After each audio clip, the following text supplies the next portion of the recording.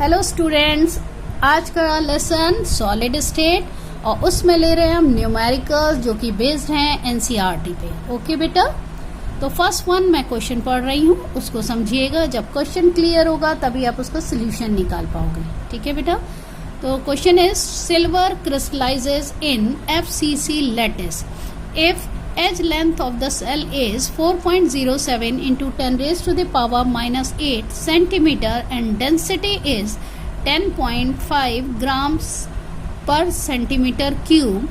Calculate the atomic mass of silver. क्या कह रहा है भाई क्वेश्चन, इसको भी समझ लेते हैं कि सिल्वर जो क्रिस्टलाइज हुआ है तो उसने लैटिस कैसे बनाया, FCC। अगर आपको याद हो FCC में कैसे था लैटिस, तो मैं आपको थोड़ा सा ध्यान दिला देती हूँ कि 8 यूनिट सेल के जो 8 कॉर्नर्स थे। अब आप सोचेंगे 8 कॉर्नर्स कौन से थे, तो मैंने आपसे पहले बताया था यूनिट सेल को समझना हो तो सिंपली आप अपने रूम का एग्जांपल लीजिए बच्चों, और रूम में जो छत है आपकी उसके 4 कोने और 4 आपके फ्लोर के फर्श के कोने, तो टोटल नंबर ऑफ जो कॉर्नर्स हैं वो कितने, 8। तो यूनिट सेल में क्या होता है कि 8 के 8 कॉर्नर्स पे एक एक एटम होता है जिसका 1/8 पार्ट तो रूम के अंदर यानी लैटिस के अंदर होता है और बाकी पार्ट कहाँ होता है, बाहर।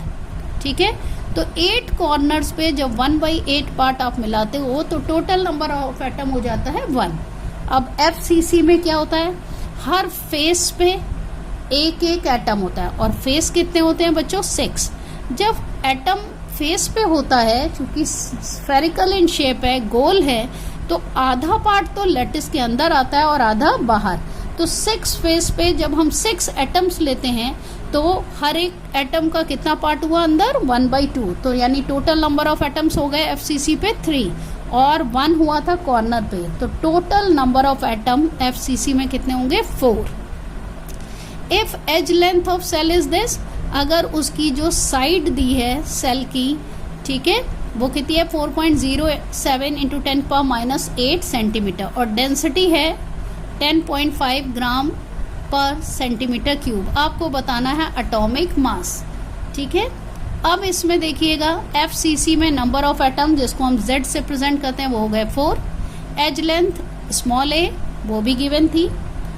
डेंसिटी यानी रो 10.5 ग्राम पर सेंटीमीटर क्यूब। अब बच्चों एक फॉर्मूला यूज किया मैंने, rho equal to ZM upon A cube NA। क्या है ये, density, Z number of atoms present in unit cell, M this is the atomic mass, A edge length, NA क्या है, अवोगाद्रो नंबर जिसकी value में पता है 6.023 into 10 raise to the power 23। बेटा मैंने सिंपली वैल्यूज फीड करी हैं। When you calculate the figure then answer is 107.1। Actual में सिल्वर का एटॉमिक वेट कितना होता है, 108, बट इट इज न्यूमेरिकल है तो it is near by equal to 108, क्योंकि ये कितना है 107.1। तो बच्चों अब हम नेक्स्ट न्यूमेरिकल ले रहे हैं, देखिएगा। A cubic solid is made of 2 elements P and Q। एक क्यूबिक सॉलिड है जो कि 2 एलिमेंट से बना है बच्चों, P और Q। Atoms of Q are at the corners of the cube, और Q एटम्स जो हैं वो क्या है, क्यूब के कॉर्नर्स पे हैं, and P at the body centre, और P कहाँ है, बॉडी के सेंटर में।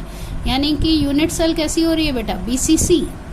What is the formula of the compound, हमें कंपाउंड का फॉर्मूला बताना है। What are the coordination number of P and Q, साथ ही साथ हमें कोऑर्डिनेशन नंबर बतानी है। अब बच्चों देखिए क्या कहा है, Q जो है कॉर्नर पे है, तो एटम्स ऑफ Q कहाँ है, कॉर्नर पे। ठीक है, तो नंबर ऑफ Q एटम्स अगर पर यूनिट सेल मिले, अभी मैंने आपको बताया था कि कॉर्नर पे टोटल कॉर्नर होते हैं 8 और हर एक पे जो स्फीयर या एटम होता है उसका 1/8 पार्ट सेल के अंदर होता है, तो 8 इंटू 1/8 यानी हो गया 1, और नंबर ऑफ P एटम क्या है पर यूनिट सेल 1, क्योंकि कैसा है ये, बॉडी सेंटर्ड। तो फॉर्मूला क्या हो गया बच्चों, इससे पता चल रहा है P का एक एटम है, Q का एक एटम है, तो फॉर्मूला हो गया PQ। अब बात करते हैं कोऑर्डिनेशन नंबर की, तो BCC में कोऑर्डिनेशन नंबर कितनी होती है बेटा, 8। ठीक है, अब बेटा नेक्स्ट न्यूमेरिकल देखिएगा। Copper crystallises into a FCC lattice. Copper जो है क्रिस्टलाइज हुआ किस फॉर्म में? FCC लैटिस में। FCC में नंबर ऑफ एटम्स यानी Z4 विद एज लेंथ भी गिवन है 3.61 into 10⁻⁻8 centimetre. Show that the calculated density is in agreement with the measured value of 8.92 ग्राम पर सेंटीमीटर क्यूब। अब बच्चों इसमें डेंसिटी गिवन है, लेकिन हम फॉर्मूले से डेंसिटी निकालेंगे। अगर वो इतनी या इसके नियर बाई आ गई तो इसका मतलब हम एग्री करते हैं कि ये डेंसिटी करेक्ट है। तो अगेन वही फॉर्मूला बच्चों, rho equal to ZM upon A cube NA।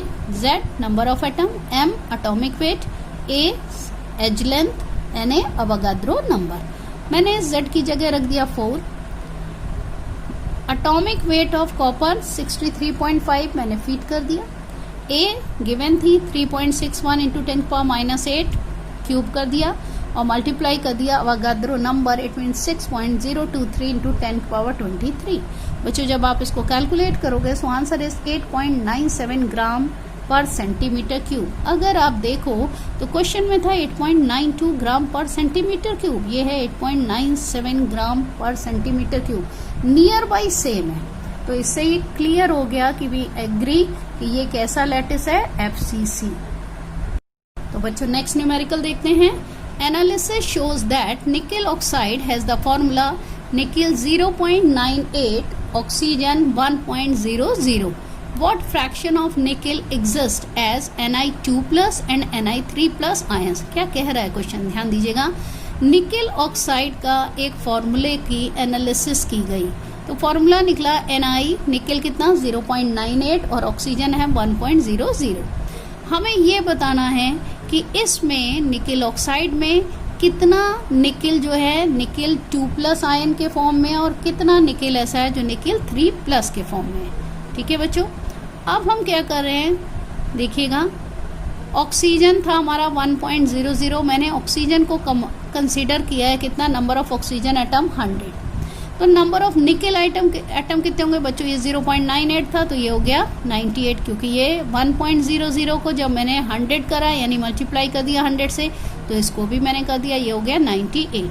अब मैंने जस्ट इमेजिन किया है कि निकेल 2+ आयंस कितने हैं? X। तो निकेल 3+ कितने होंगे बेटा? टोटल थे 98, निकेल 2+ अगर X हैं तो निकेल 3+ क्या होंगे? 98 माइनस X। अब बात करते हैं total positive charge nickel atom पे कितने हो जाएंगे। अब ध्यान दीजिएगा बच्चों, निकेल आयन Ni2+, जिसके हमारे पास X आयन है, हर आयन पे कितना चार्ज है? 2। तो इतने आयन्स पे टोटल चार्ज क्या होगा? 2 इंटू X। अब निकेल 3+ आयन कितने हैं? 98 माइनस X, और एक निकेल आयन पे चार्ज कितना है? 3+।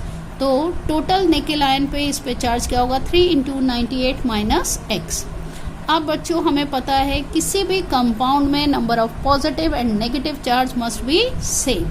तो अगर ये पॉजिटिव चार्ज निकाली है तो अब हम नेगेटिव चार्ज निकाल रहे हैं, यानी ऑक्सीजन एटम पे कितने नेगेटिव चार्ज हैं। ऑक्सीजन एटम हमने लिए थे 100 और एक ऑक्साइड आयन पे चार्ज कितना होता है? 2 माइनस, तो 100 इंटू 2। अब पॉजिटिव और नेगेटिव चार्जेस को इक्वलाइज कर रहे हैं, तो ये देखिए क्या करा, 2 into x plus 3 into 98 minus x equal to 100 into 2। अब बेटा मैंने मल्टीप्लाई कर दिया है, 2x plus 294 minus 3x equal to 200। अब x को हम इधर ले जा रहे हैं और डिजिट को इधर ला रहे हैं, तो 294 minus 200 equal to 3x minus 2x। So x value कितनी आई? 94।